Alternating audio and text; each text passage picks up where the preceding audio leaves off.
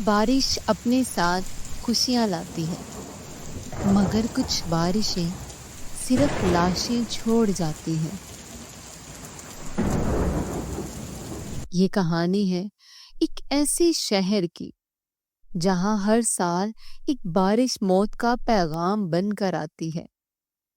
कहते हैं जब भी वो बादल छाते हैं कोई ना कोई गायब हो जाता है। आरव, ये वही गांव है ना जहां बारिश के साथ लोग बस गायब हो जाते हैं? हाँ, और इसीलिए तो आए हैं सच जानने, उस राज का सामना करने। गाड़ी रुकती है, बादल और गहरा हो जाता है, आसमान से बूंदें गिरती हैं, बिजली चमकती है। एक पुराने मंदिर के पास एक बूढ़ा साधु धूप में बैठा होता है, जो उन दोनों को देखकर बोलता है, तुम लोग यहाँ क्यों आए हो बेटा? जब बारिश गिरती है मौत भी साथ आती है। बाबा, हमें उस सच का पता लगाना है जो सच लोग छुपाते हैं। बहुत साल पहले माया नाम की एक औरत को लोगों ने डायन कहकर जिंदा जला दिया था और उसने मरने से पहले एक श्राप दिया, मैं लौटूंगी हर बारिश के साथ और एक एक को ले जाऊंगी। ये सिर्फ अफवाह हो सकती है ना? बारिश तो आज भी हो रही है, देख लेना अफवाह है या हकीकत। शाम ढलते ढलते बारिश इतनी तेज हो गई कि हर कोने में अंधेरा छा गया। दूर कहीं एक औरत की चीख सुनाई देती है। ये आवाज, आरव, क्या हो रहा है? क्या वो माया है?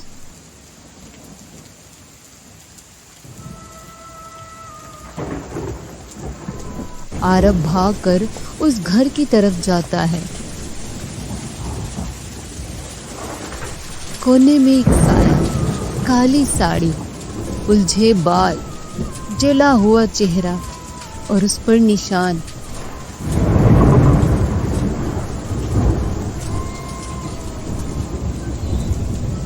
आंखों में सिर्फ नफरत। कहा था मैं लौटूंगी बारिश के साथ। अचानक वो हवा में उड़ती है।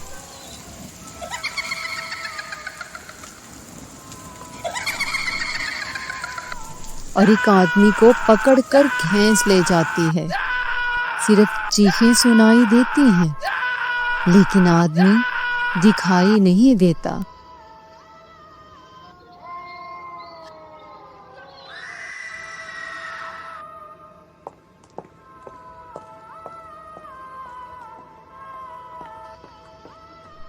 हमें यहाँ से भागना चाहिए आरव।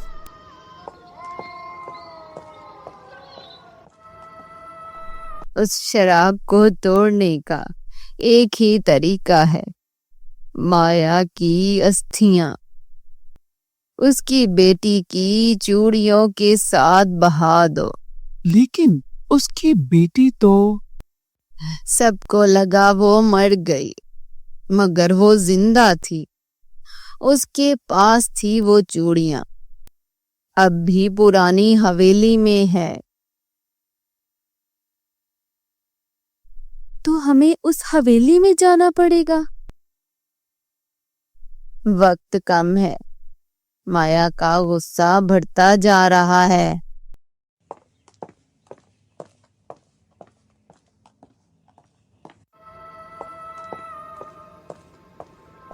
ये जगह बिल्कुल सर्द लग रही है, जैसे मौत के साए में हैं हम।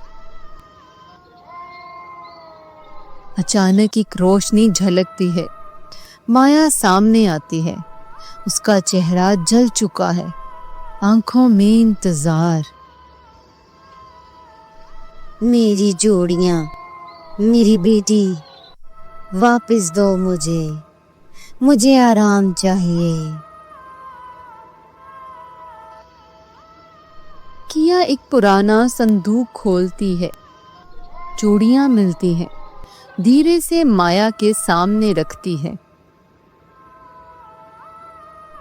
ये ले लो, बस हमें छोड़ दो। मुझे मेरी बेटी की याद मिल गई। अब मेरी रूह आजाद है। माया एक रोशनी में तब्दील हो जाती है। हवेली कांपती है। उस रात के बाद वो शरारती बारिश कभी वापस नहीं आई।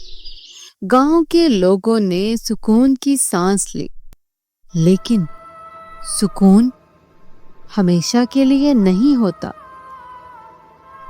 तो अब सब ठीक हो गया है ना बाबा? बाबा चुप रहते हैं, सिर्फ एक हल्की मुस्कान के साथ आसमान की तरफ देखते हैं।